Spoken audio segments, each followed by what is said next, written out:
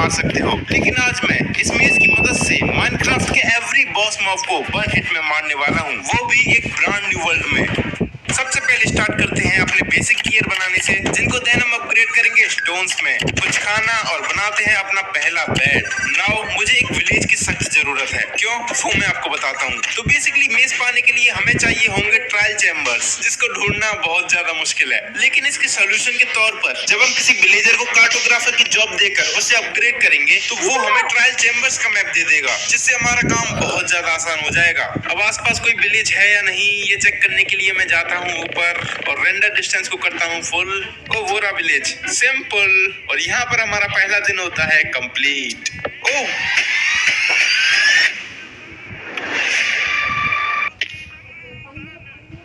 यहाँ पर एक रूइंड पोर्टल भी है और विलेज भी यहीं आसपास कहीं होना चाहिए। ओवरा विलेज का लोकेशन बड़ा प्यारा है। अब विलेज में आने के बाद सबसे पहले हमें कार्टोग्राफी टेबल के लिए पेपर्स चाहिए और ये वाली cartography table.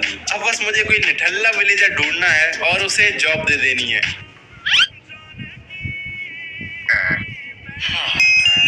And as you know कि ये विलेजर पेपर्स के बदले एमरल्ड्स दे रहा है, लेकिन मैं यहाँ पर अब शुगर केन चुगाने नहीं बैठूंगा। इसके लिए मेरे पास एक आइडिया है। इस विलेज में मैं एक विलेजर को फ्लेचर बना दूंगा और फ्लेचर से स्टिक्स के बदले एमरल्ड्स लेकर उन एमरल्ड से कार्टोग्राफर के साथ ट्रेड करके उसे अपग्रेड कर दूंगा। लेकिन इसके लिए मुझे बहुत सारे फ्लेचर्स की जरूरत होगी। और ये गया दूसरा, तीसरा, चौथा। नाउ अब टाइम है मजदूरी करने का, यानी अब मुझे चाहिए बहुत सारा वुड। ओ क्या पहाड़ है बे। ऑल्सो ये विलेजर्स इस वुड का क्या करेंगे, इसको भी उठा लेते हैं। नाउ सभी का प्लैंक्स बनाते हैं और अब मैं आप लोगों को कुछ दिखाता हूँ। ये देखो, और इन प्लैंक्स को स्टिक्स में कन्वर्ट करने के बाद ये देखो। ओ भाई, अब मुझे महसूस हो रहा है कि मैंने कुछ ज्यादा ही मेहनत कर ली। अब मुझे सभी फ्लेचर्स से जितने हो सके उतने एमरल्ड्स चाहिए और सारी स्टिक्स को ट्रेड करने के बाद मेरे पास है लगभग 6.5 स्टैक्स ऑफ एमरल्ड्स, जिनसे जल्दी से अपग्रेड करते हैं हमारे कार्टोग्राफर को। लेकिन प्रॉब्लम ये है कि इसकी ट्रेड्स बार बार लॉक हो जा रही हैं, तो क्यों ना दूसरी ट्रेड पर शिफ्ट किया जाए।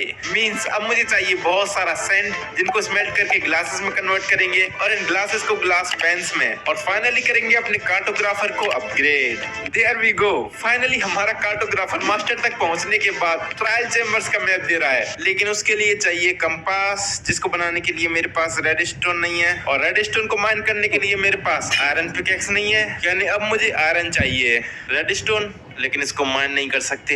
और रेड स्टोन, और भी रेड स्टोन। फाइनली हमारे आयरन्स, और ये रहा हमारा रेड स्टोन। और लेट्स गो। अब हमारे पास है ट्रायल चैम्बर्स का मैप, और ट्रायल चैम्बर्स इस जगह से लिटरली बहुत ज्यादा पास हैं। लेकिन मैं ट्रायल चैम्बर्स में ऐसे थोड़ी जाऊंगा, थोड़ी सी प्रिपरेशन तो बनती है। हमारे पास एक अच्छा आर्मर भी तो होना जरूरी है, जिसको पाने के लिए मेरे पास दो ऑप्शंस हैं। पहला कि मैं माइनिंग कर लूं और दूसरा कि मैं एक आर्मरर से ट्रेड कर लूं। लेकिन इसके लिए मुझे फिर से लकड़ी तोड़नी पड़ेगी, फ्लेचर के साथ ट्रेड करना पड़ेगा, फिर एमरल्ड से आर्मरर को अपग्रेड करना पड़ेगा।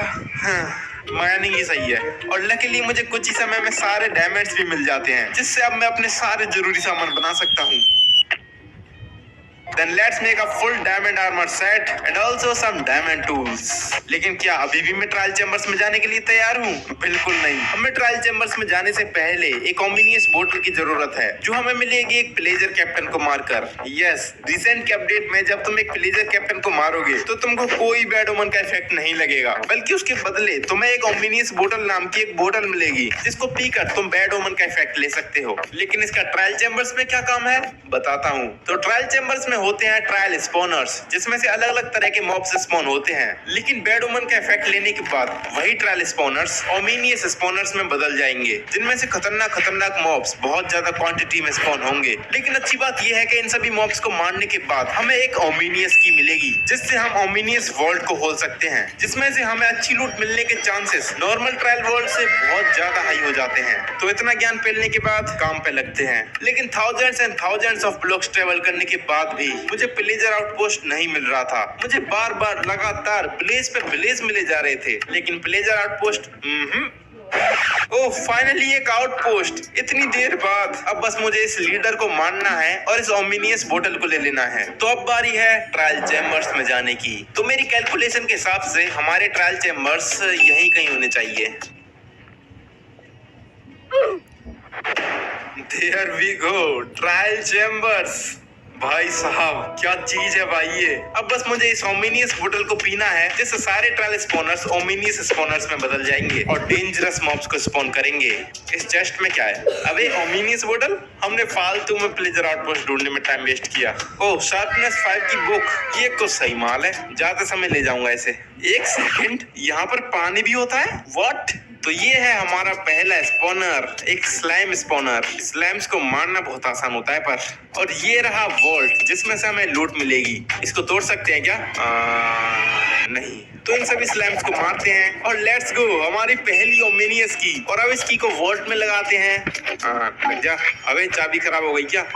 ओह अब मुझे पता चला कि ट्रायल चेम्बर्स में दो तरह के वॉल्ट्स होते हैं, एक नॉर्मल वॉल्ट और एक ओमिनियस वॉल्ट। और मेरे पास एक ओमिनियस की है, जिससे सिर्फ ओमिनियस वॉल्ट खुल सकता है। तो अब मुझे चाहिए एक ओमिनियस वॉल्ट। ओ ये रहा। तो अब इस चाबी को इसमें लगाते हैं और देखते हैं कि हमें क्या मिलता है। ओह गोल्डन एप्पल, नाइस। बट मुझे तो हैवी कोर चाहिए, जिससे मेज बनेगा। तो यहाँ पर और भी स्पॉनर्स एक्टिवेट हो चुके हैं। अब ये तो पूरा आर्मर पहन के आया है। एक तो इस जगह पर कैंप भी नहीं कर सकते, आप पर हर जगह से पॉइजनस पोशंस पड़ते रहते हैं। ट्रायल चैम्बर्स के अंदर पेड़, एक और ओमिनियस बोतल।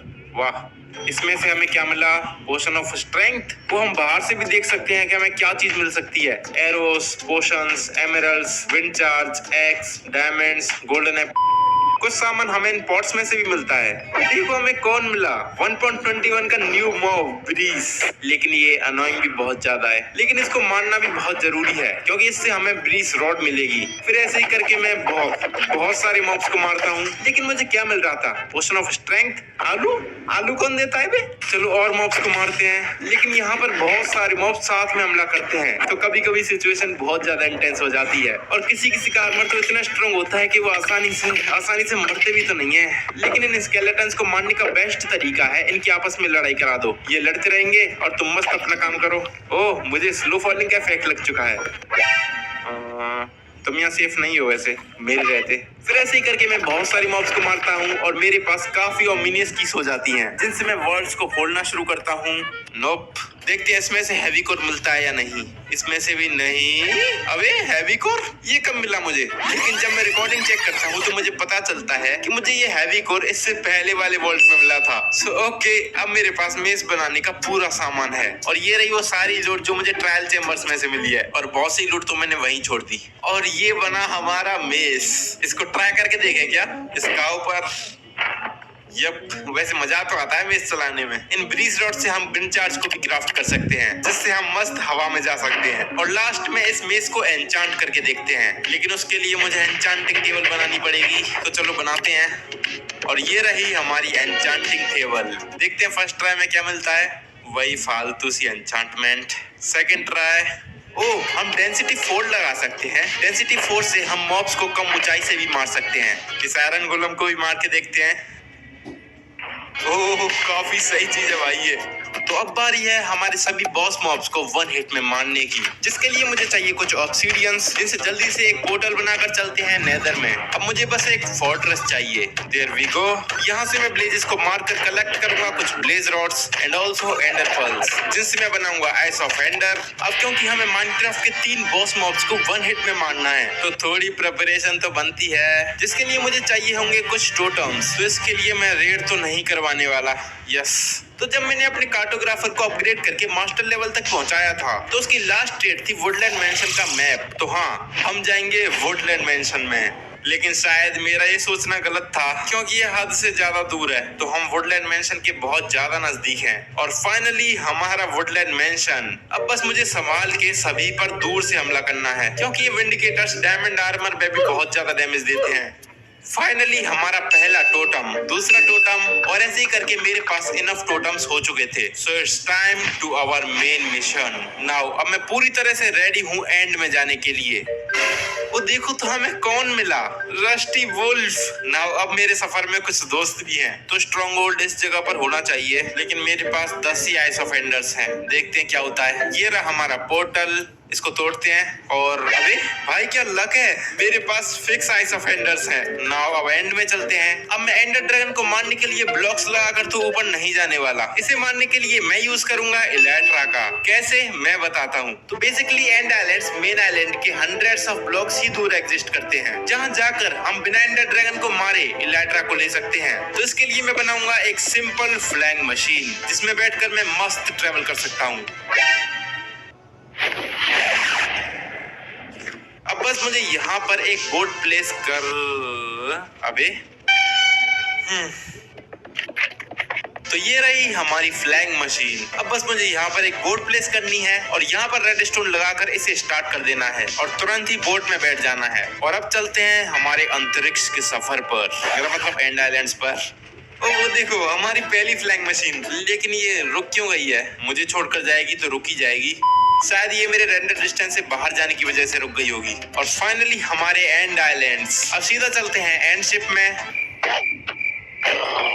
और लेट्स गो हमारा इलेक्ट्रा। कुछ भी बोलो यार, इलेक्ट्रा से उड़ने में मजा ही कुछ और है। तो अब मैं पूरी तरह से तैयार हूँ। तो सबसे पहले सारे एंड क्रिस्टल्स को फोड़ते हैं। अब बस मुझे एंडर ड्रैगन को मारने के लिए परफेक्ट टाइमिंग की जरूरत है। जैसे ही एंडर ड्रैगन बैठने वाला होगा तभी मुझे इलेक्ट्रा से उड़कर ऊपर जाना है और नीचे आकर अबे यार मुझे ये थोड़ा जल्दी करना पड़ेगा।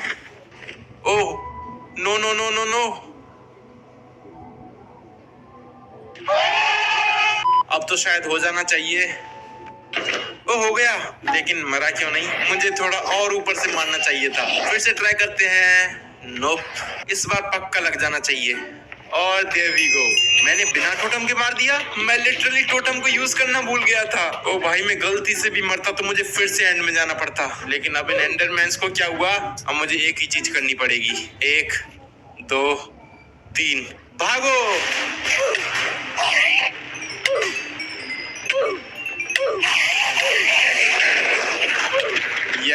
We finally beat the game। लेकिन अभी भी हमारे 2 बॉस मॉब्स रह गए थे और हमारा दूसरा बॉस मॉब है विदर, जिसको स्पॉन करने के लिए मुझे चाहिए 4 सोल सैंड और 3 विदर स्केलेटन स्कल्स, जिनको पाना इतना भी इजी नहीं है। इसलिए इसके लिए मुझे चाहिए लूटिंग 3 की स्वॉर्ड। हाँ यो लूटिंग 3। अब बस चलते हैं सीधा नेदर में। ये रही हमारी फोर्ट्रेस। लेकिन यहाँ पर विदर स्केलेटन्स क्यों नहीं है? इसने स्कल ड्रॉप किया? नहीं। इतने सारे विदर स्केलेटन्स को मार दिया और अभी तक एक भी स्कल नहीं मिला।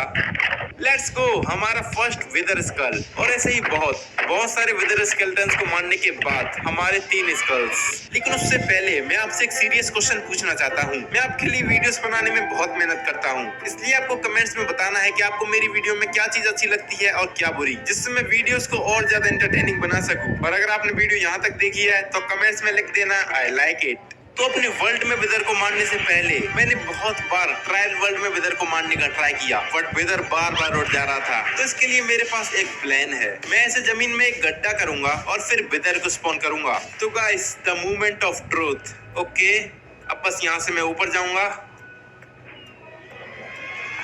और नाउ अभी हमारा लास्ट बॉस मॉब बचता है बॉर्डन। लेकिन एंशिएंट सिटी में जाने से पहले सारा फालतू सामान हटाते हैं। और 1 मिनट, मैं भूल कैसे गया कि मेरे पास 1.21 का नया फ्लो आर्मर ट्रिम है, जो मुझे ट्रायल चेम्बर्स में मिला था। तो क्यों ना इसको अपने आर्मर पर लगाकर ट्राई किया जाए, जिसके लिए मुझे चाहिए 4 फ्लो आर्मर ट्रिम्स। जिसके लिए इसको डुप्लीकेट कैसे करते हैं? ओ, इसके लिए ब्रीज रॉड चाहिए। अब बस मुझे डिजाइन सेलेक्ट करनी है। Diamonds, redstone, emerald. रेडस्टोन सही है। तो ये है हमारा नया आर्मर। तो अब हम पूरी तरह से तैयार हैं वार्डन को मारने के लिए। लेट्स गो एक एंशिएंट सिटी।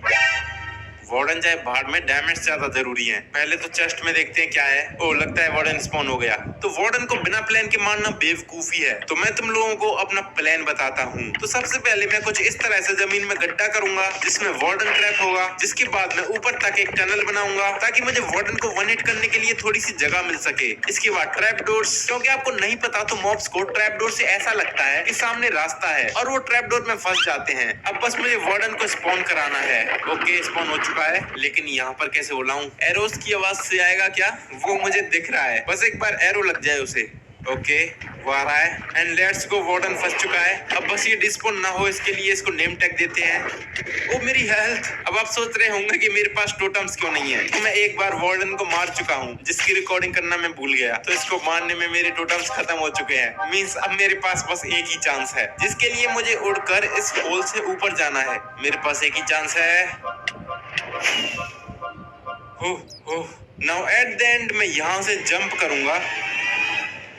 ओह, मैंने मार दिया, लेकिन मैं क्यों मर गया? शायद वार्डन के सोनिक बूम ने मुझे मार दिया। लेकिन ये ट्रैप डोर्स कैसे बंद हो गए? क्या हो रहा है माइनक्राफ्ट में? बट फाइनली हमारा चैलेंज कंप्लीट होता है। हमने सारे बॉस मॉब्स को मेस से 1 हिट में मार दिया, लेकिन ये मुझे नहीं चाहिए, क्योंकि जब से मेस माइनक्राफ्ट में आया है तब से माइनक्राफ्ट और ज्यादा इजी हो गया है। हमारे पास ऑलरेडी टोटम्स हैं जो हमें लिटरली इमॉर्टल बना देते हैं। पहले माइनक्राफ्ट में वार्डन का कितना खौफ रहता था, हमारी एंशिएंट सिटी में जाने से भी फटती थी, लेकिन अब हम आसानी से वार्डन को एक झटके में मार सकते हैं, जिससे माइनक्राफ्ट और ज्यादा इजी हो गया है। इसलिए मुझे तो मेस नहीं चाहिए, मैं बिना मेस के ही नॉर्मली सही हूँ। आपको क्या लगता है? कमेंट्स में जरूर बताइए।